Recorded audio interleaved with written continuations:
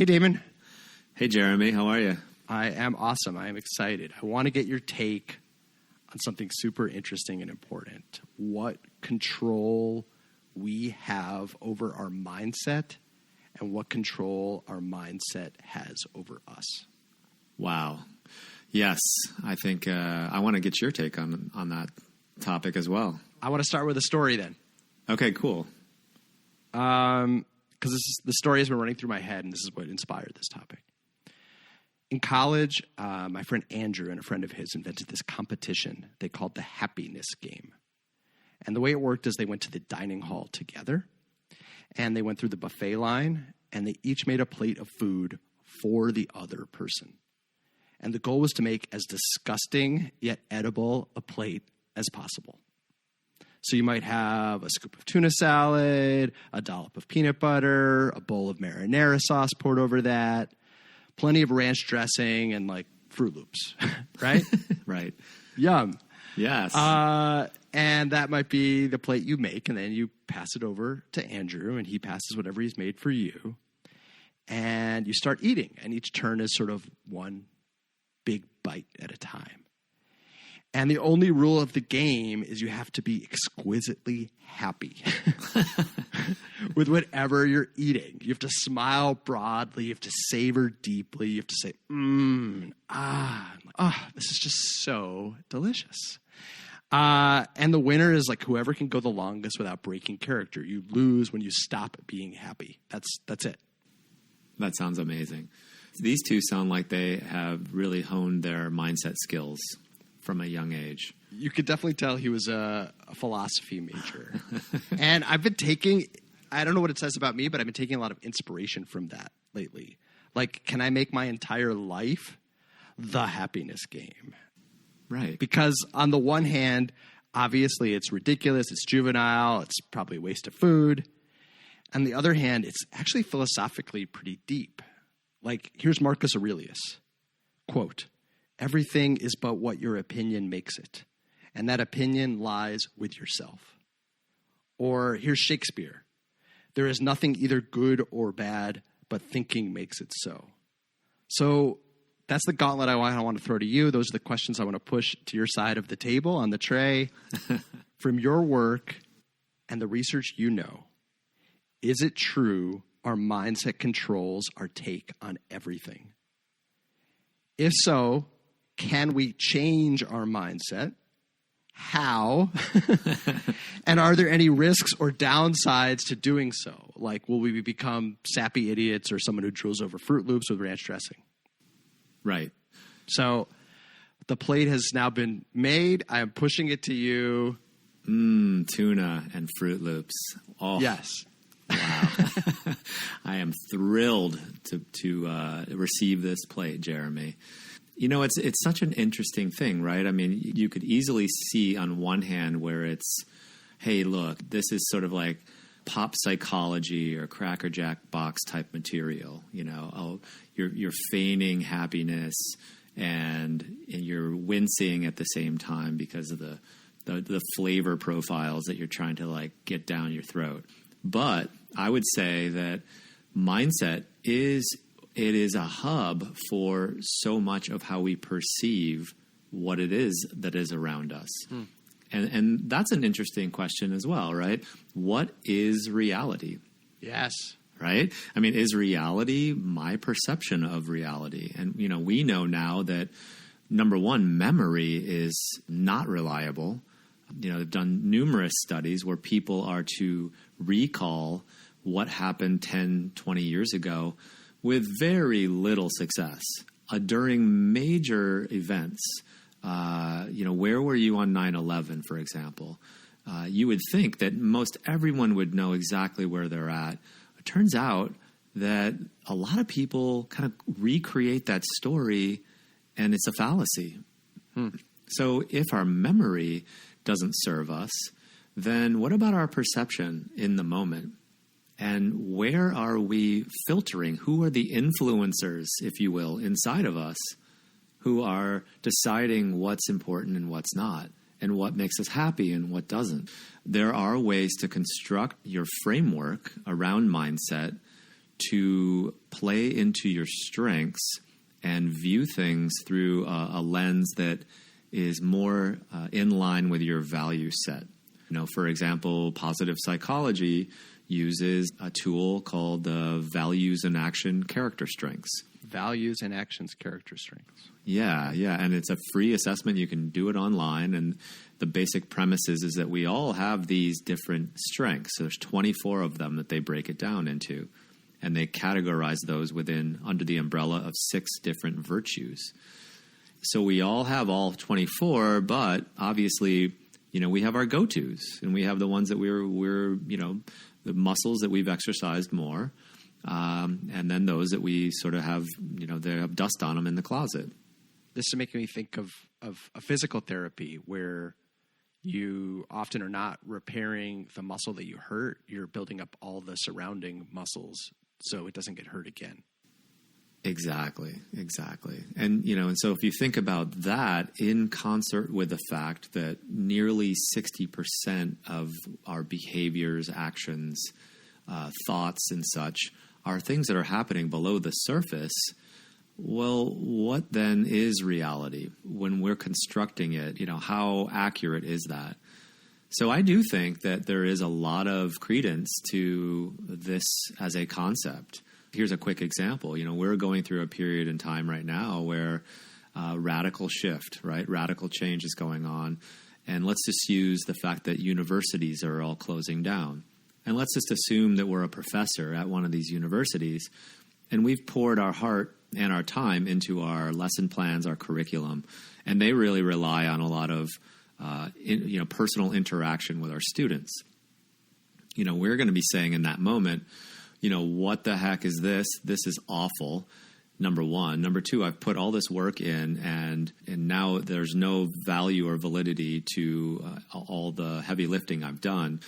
Number three, my students are going to think I'm a fool because I don't even know the first thing about Zoom and all of the other thoughts that can kind of, you can go down that path, which ultimately ends up, kind of leading toward this victim place of why me? Why has this happened? So let's shift and let's think about it in terms of mindset. Let's say that this person's virtue was courage and their character strength was honesty.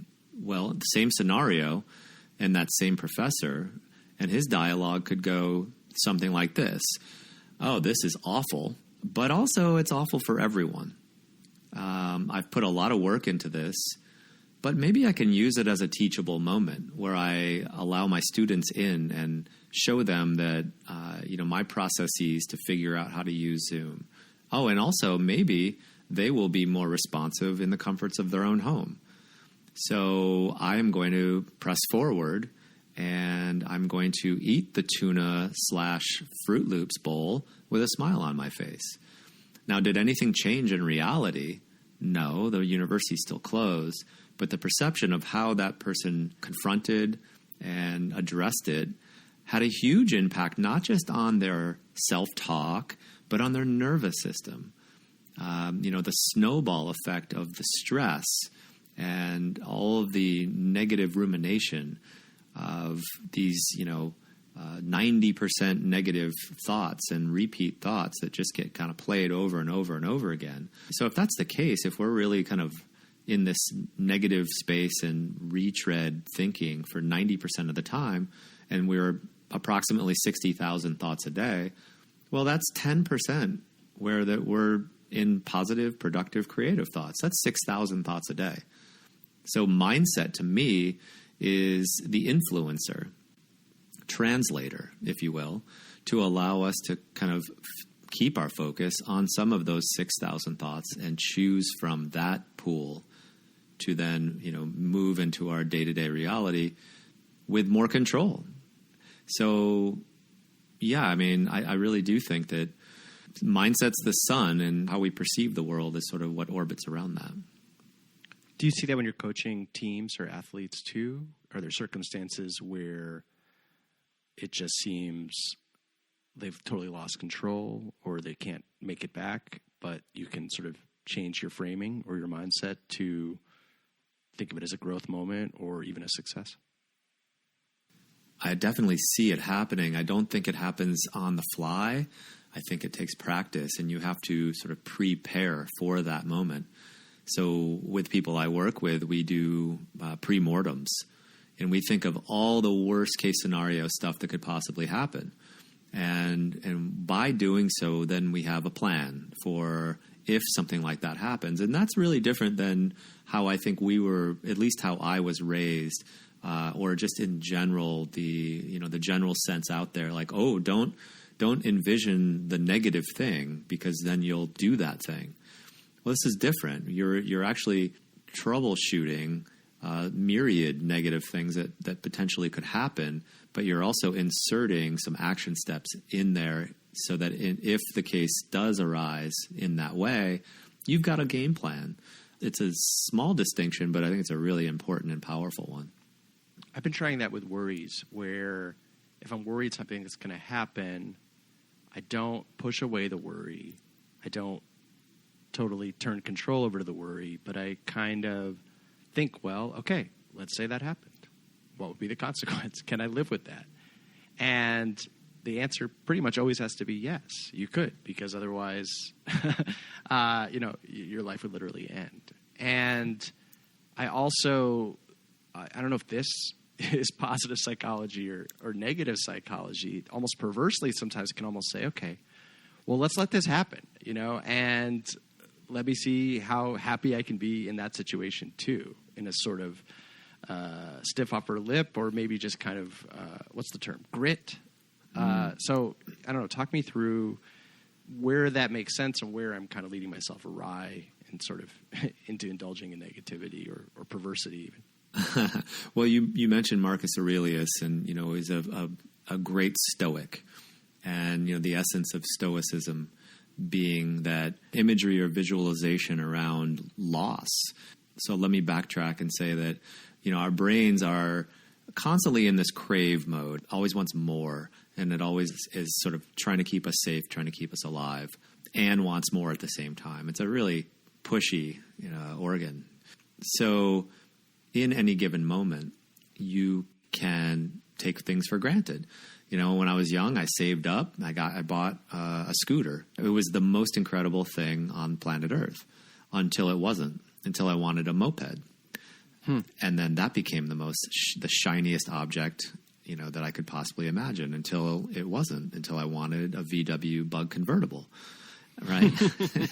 And on and on. And I'm excited about the Lamborghini Countach. The Tesla's looking hot right now, Yeah. So, and this is what happens. And if you don't check yourself, then, this is kind of this type of thing can spiral.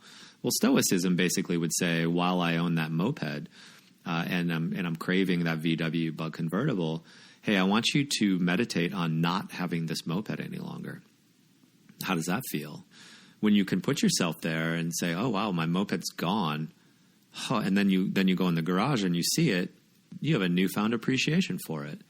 So I do think there is something to exploring these worries, not just so that you're ready for them if they happen, but that you're more appreciative of what you have right now. So that's number one. And then number two is when we push up against some of those fears, when we entertain some of the things that are, kind of deep in the closet, or that have typically kind of, make us a little shaky in the knees, when we can do that and sort of scale that and do it in a slow paced way, it's called exposure therapy. And you're giving yourself a little taste. You're immunizing yourself against this thing that seems so dark and dreary, so big and ominous.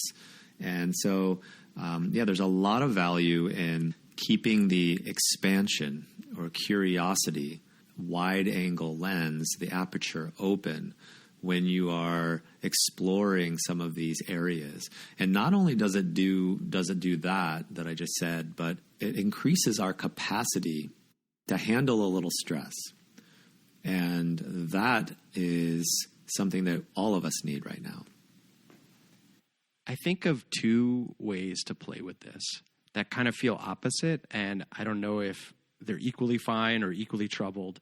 So let me get your take, if I may. Sure thing. So in this situation, I kind of have two mindsets that I've been playing with. And I don't know if you have advice about which one works better than the other, or if both of them are follies, or if they're both brilliant and I'm brilliant. So one of them is, if I'm in a situation, I can say that's adverse from one perspective. I can act as if I chose this situation. Like, it's not happening to me. I chose it. I am still the puppet master, if you will. Or on the complete other end of the spectrum, I can say, I'm actually never in control. And this is just an example. And it's just reminding me of that I'm always in the waves. And it's just always about standing up and finding a way to surf what's hitting me. And when I think that I'm in control, that's the illusion. So those are the sort of two opposite ends of the spectrum that I've been playing with. This is my choice, or nothing is my choice. Do you have, any take on whether those are good, bad, or indifferent? I mean, it's just so interesting, the ability to sort of distinguish what's real, and then just the narrative around how we frame the stimuli, really, that comes our way. There's a way to sort of construct this through what are called mental models. And mental models are really just these, like a scaffolding to help us make sense of reality, so that we're not kind of beholden to our own whimsical interpretation. And when you say that, the model that comes up for me is called the drama triangle. And it is a psychological model. And essentially, if you think about the triangle, there are 3 points. And the first point is victim, where you are, what you're describing is, why me? Why is this stuff always happening to me? And then the other point on the triangle is the persecutor. Like, why are you always doing this thing? If this is something that you would potentially say to another person or a situation. And the third point is the rescuer, which, clearly is that person who was either trying to help the victim out of the dark hole, really almost trying to avoid the persecutor. And so the 2.0 version is called the empowerment dynamic. And that is really, shifting from victim to more of a self-author or creator. And why I bring that up is because it sounds like that's kind of what the musing is about. And when you're saying everything's in my control or nothing's in my control. And so I think that has to be something that people come to terms with on their own. So is it real to consistently in every situation in your life say, oh, I created that. Oh, I created that fever for myself so that I can really rest. For me, that seems more along the lines of wishful thinking. So at the end of the day, I think this really does boil down to N equals 1, which is you are the only you that's ever been. And so I think there's some responsibility that each individual has. But I do like the fact that you can kind of lay out these models and use them to absorb sort of the harshness of reality.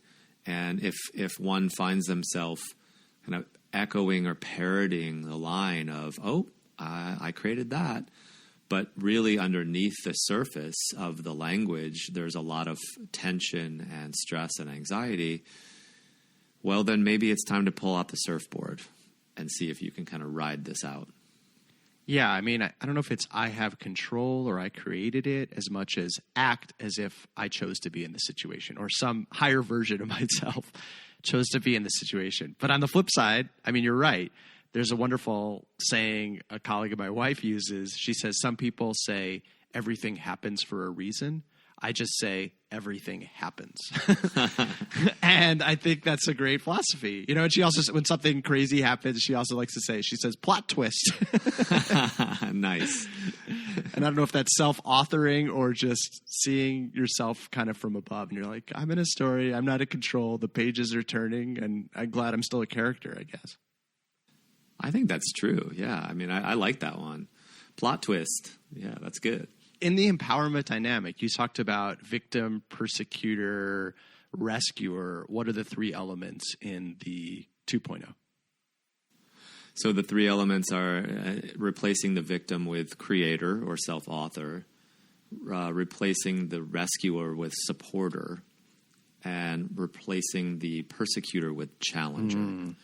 And the main frame that I would like, the language around that is, if you are supporting someone else, you can start that dynamic or relationship with, I know you're okay, but I'm just going to lend you a hand. You're not broken. I'm just going to help you out in this situation.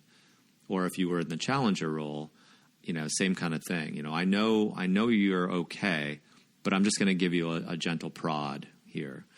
And that way you're sort of acknowledging the other person as a whole being.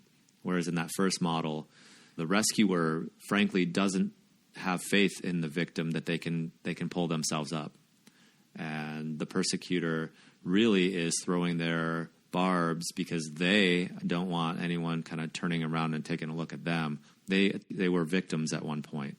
And so they kind of flipped it around and said, okay, I don't want to be the victim anymore, so I'm just going to, lash out on others. There's this other reading I've been doing in sort of Buddhist thought. And I just read the book Choosing Compassion by Adaptability, for example. Mm-hmm. And he writes about a Tibetan expression that could be translated as having an equal flavor or the same taste. And he says, in my tradition, they say that this equal taste is pretty much the only secret to absolute unconditional happiness. It is an experience of some kind of equanimity in which we are no longer lost in our hopes, fears, anger, or anxiety. We are no longer reacting to life situations. We are simply embracing whatever is unfolding in front of us. So all life situations have the same flavors, the same taste. Like, he says, we're experiencing the taste of death as the same as the taste of birth. The taste of losing our possessions as the same as the taste of gaining this and that. And when we experience this, it means we're no longer lost in our preferences, no longer lost in this trap of fear and expectations. And, cherry on top, he says some of the Tibetan masters don't even pray for longevity, success, or money. They actually pray intentionally for challenges or difficulties. Why? So they can transcend their preferences. It really is the happiness game for your entire life. And so, what do you think about that? The sort of equal taste and kind of, this idea of wearing success and failure, good and bad, a lot more lightly. And when something challenging happens, just say, aha, happiness game. Yes, yum, delicious, thank you, equal taste, whatever it is. The initial thoughts that come to my mind harken back into that high performance world where we are consistently looking to find our edges. We, on the whole, as a species, kind of like that homeostasis place, and we just kind of like to be in there, but there's not a lot of growth in there. And so, tying back to that exposure therapy, when we find the edge, without having to define whether that edge feels good or feels bad, it's just an edge. And when we get there, if we can sort of stay open to that experience and really keep the expansion at the forefront and really maintain a sense of curiosity, say, for example, the exponential tech world, they want to, get to these edges, break things, and sort of fail their way forward. Back to the word mindset, the thesis of the mindset being the hub is, I think, valid from a spiritual side and also from a Silicon Valley type side. When we find our edges and when we are more comfortable in that uncomfortable space, what happens? We start to recognize patterns. We increase our capacity to handle stress and uncertainty. We are more apt to create a more adaptable, agile type of response once we get there. When you say that phrase, like, find your edges, what does that really mean? You can draw out a circle and you can kind of make a line and say, hey, we live inside this circle. Everything outside that circle is unknown to us. And the edges is sort of where we meet that unknown spot.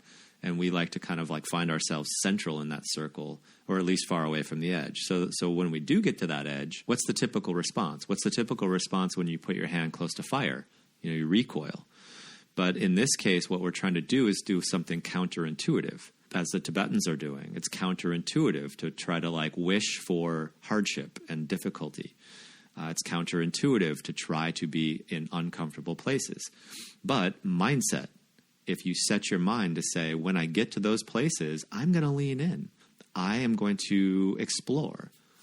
So the simple practice that I typically will have people do is I'll say, hey, why don't you, stand up straight and, bend over, try to touch your toes. And for those that can't get there, we all get to that spot where our hamstrings sort of lock and it feels uncomfortable. There's a bit of pain. And our inclination is to rise back up. But what I try to have them do is say, well, find that spot where it feels pain and then stop and then relax and explore. Take a breath, be there for a minute and see if you can go just a little farther without pushing, just a little bit farther, and get used to that feeling of, ow, this doesn't feel so good, but it triggers me to expand as opposed to contract. So I think you're onto something there, from a spiritual path and also from a cutting edge path. I've seen it in activism and organizing too. I've done work with a group that does violence prevention, prejudice reduction, conflict resolution, and something, we're playing with fire the whole time because you're in these workplace settings or heated debates, whether it's gun control or abortion or, you're dealing with racism, sexism, homophobia, other issues laid bare. And that is bringing people that you're facilitating to the edge and hopefully helping them get more comfortable there so they can sort of see their biases and see their connections too. But the part I wanted to share is before we go into these sessions, before we start facilitating these, because we know we're going to be playing with fire, we know a lot's going to come up, our own buttons are going to be pushed, we say together, I love making mistakes. We don't say that with the audience. The trainers alone, that's the kind of training mantra before. I love making mistakes because you have to be loose enough to kind of make mistakes if you're going to be in there, and you have to reframe what success is a little bit. You have to loosen that up. And I don't know, does that freedom kind of resonate in what you're talking about sort of welcoming the edges as much as the comfort zones? 100%. Yeah, I mean, I think that's exactly it. And we've redefined the rules for the game. And I think that there is an element of that self-authoring that's going on in that moment where we've changed the rules and we are allowing ourselves to kind of flip the script, if you will. And, we know from a neuroscience and neurobiological standpoint that nervousness and excitement are the same activation in the brain. It's how you frame it that determines what your feeling is about it. Wow. And so if you're scared silly because you're about ready to go on stage for a big presentation, or you're going to go into this heated meeting with people who have a lot on the line, instead of in that moment saying, holy crap, I'm so nervous, I'm so tense. If you say literally 3 times in a row, I'm excited, I'm excited, I'm excited. Now you're conditioning yourself to allow that mindset to dictate how you interpret those feelings, physiological feelings. And then you can reframe it. And now it's just go time as opposed to, oh no time, right? So there's a lot of science behind that practice that they're doing there. So I would encourage them to continue to do it. I'm excited. 3 times, Jeremy. Right? How do you feel? I'm excited. See, it works. It works. Yeah. So I have a new friend who I've noticed always asks me, and probably other people when our paths cross, what's the most incredible part of your day today? Or what's the most interesting or exciting thing that happened to you today? Or something like that.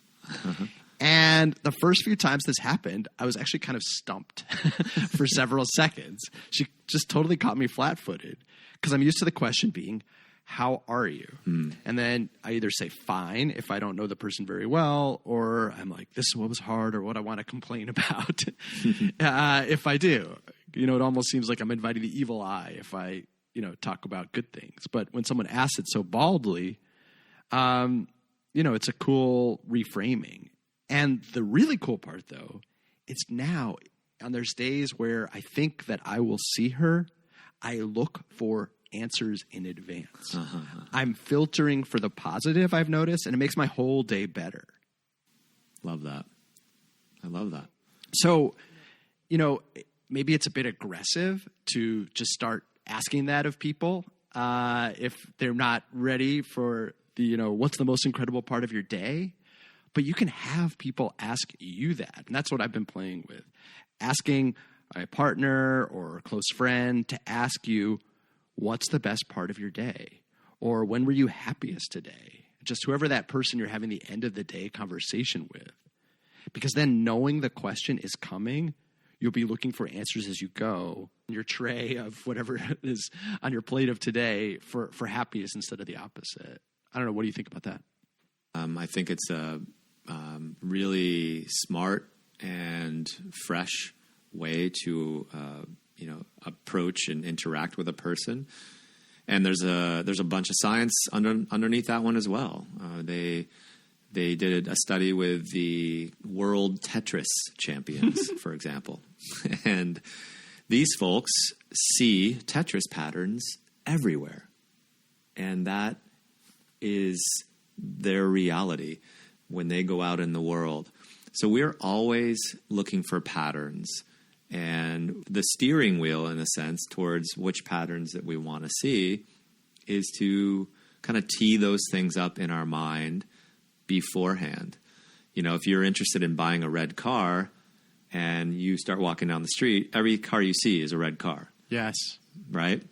And so what does that do to your physiology? What does it do to your mindset down to a cellular level if you are either constantly looking for the thing that's going to go wrong or constantly looking for the thing that's magical? You're going to find what you look for. And that's another business slogan. The business meets psychology slogan is we go where we look. And so if you're looking for those things beforehand, knowing that she potentially will cross your path, you're going to water those seeds and those shoots are going to grow. So I think that pattern making, in a sense, stimulates meaning making.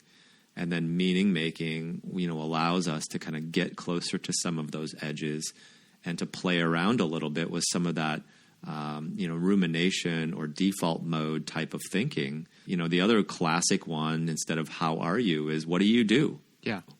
What does that mean, right? I mean, in our society, that means what kind of job do you have?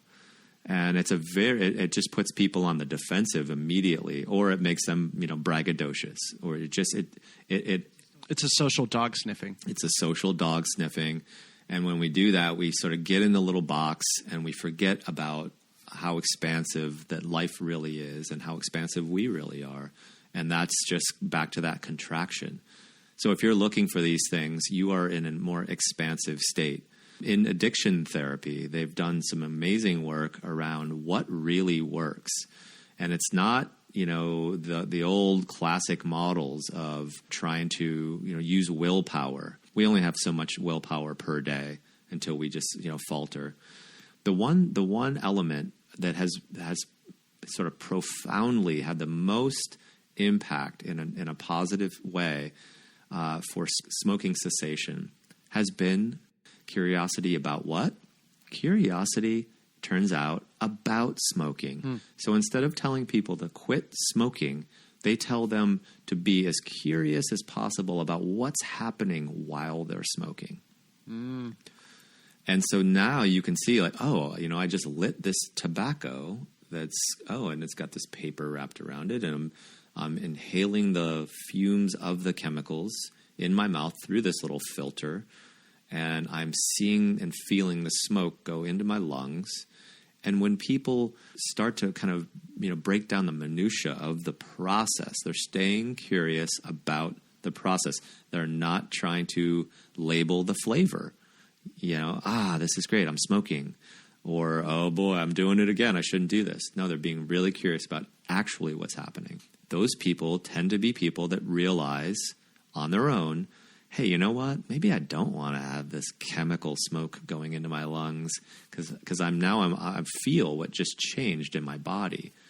So that curiosity is really, I think, kind of at the heart of all this. And that, in a sense, could be a mindset as well. A mindset of just staying open, surfing that wave, a mindset of, understanding that you don't need to label all those flavors. So I think it's great that your friend is doing that. I'm sort of looking for my own kitschy way to do that myself. I haven't quite landed on the right phrase. Do you have an alternative to what do you do? Now that we've offered an alternative to how are you? I typically will do things that are slightly askew, where I will, if I run into somebody, I might say, "How you going, mate?" Right? And then they're just like, "Whoa, what the heck?" I wasn't expecting this guy to be saying that to me. And so instead of kind of forcing them into oh my God, they just put me on the defensive, I've got to think of something cool. Just sort of flip the script a little bit and say something a little bit, offbeat. I'll give you another of mine. I love asking people what they had for breakfast and then following up, because it is such a great way to learn about people. I mean, grape nuts is so different than, an Egg McMuffin. And if you had it with hot or cold milk, and if you have the same thing every day, and, if you even had breakfast, or if you had it at 2 p.m. instead of, 7 a.m., and it's just a whole window into their world. And of course it transcends, every person in every class and every situation wherever you are in the world. And so, I love that. I feel like I could pretty happily, maybe this is why I'm a journalist, I could interview every person on earth for 10 minutes about what they had for breakfast and just have a delighted life, I think. I love that. And just from the psychological lens, it's also psychologically safe to ask that question. You're essentially empowering them to speak their own reality. They don't need to be defensive about their breakfast either, right? And yet, like you said, you're going to get a window in. So I think in terms of the calculus for your ability to learn about them, and then their ability to share in a safe way, that's a wonderful question to ask. So let's wrap up. What is your big picture perspective on mindset and how we can choose it, or how it can control us, or any kind of next steps? How would you kind of wrap up what we've discussed? I think mindset, as I said at the beginning, just the imagery of mindset kind of being at the center. It is the hub where the spokes of the wheel then can be generated from. It's incredibly comforting, in a sense, to not get stuck in a specific, dogma around one mindset, but to realize that how you frame your approach to going into waking up into the world has a tremendous effect on what the world will show and share with you. So I think that there's a beautiful dance between those two concepts of I am self-authoring everything, and I am, in charge of nothing, and I need to ride the wave. And I think mindset ends up being that tool or model for us to be able to kind of, build the scaffolding around what we perceive, how our nervous system reacts to the moment we're in, how we engage with other people, how we engage with ourselves, and how we can have the emotional agility to pivot off of one thing from to another. So I really think it's a word that is, in a sense, overblown, and Carol Dweck has done the lion's share of the work to discuss, fixed mindset versus growth mindset. And growth mindset, I think, has been misinterpreted to some degree. It's not that people in growth mindset get the sort of the dopamine hit from accomplishing things that are difficult or challenging for them. It's that they, before they begin the activity, they get the dopamine hit and they say, oh, cool, another challenge. So it's not the result that gives them that spike. It's the fact that as they hit their edge, they say, oh, cool. As the fixed mindset people would obviously flip that around and say, I don't want to go by that edge because I've had some success right here. So I think I'll leave people with that. When you hit your edge, can you open your eyes? Can you expand and be curious? And can you say, oh, cool? Yes, I'm picturing the two guys in the happiness game coming out of the dining hall with their respective trays for the other person. And the really exciting part isn't actually forcing your competitor to eat these terrible things, but what on earth, what plate did he prepare for you? You know, you just have to have that curiosity and you have to have that excitement. I don't mean like you have to in a moral sense. I just mean, I'm sure that was actually secretly the most fun part of the game, is what on earth is he going to have put on that plate in front of me? Beautiful. I agree.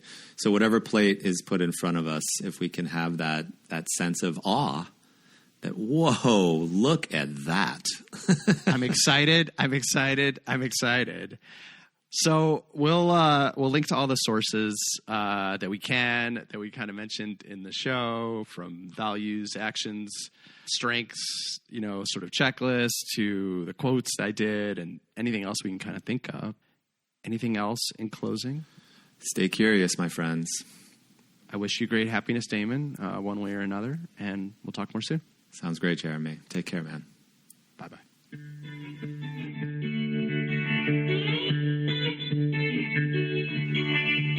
Stimulus and Response is hosted by Damon Valentino and Jeremy N. Smith and produced by Matt Mullins at Black Rooster Productions.